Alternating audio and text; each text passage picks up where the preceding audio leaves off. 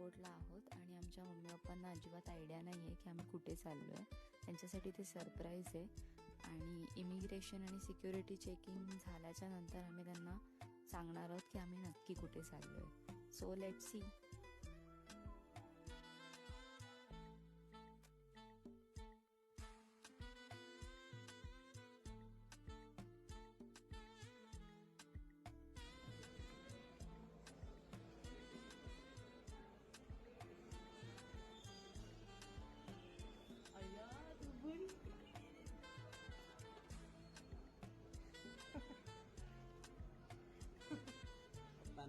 पप्पांना bye Dubai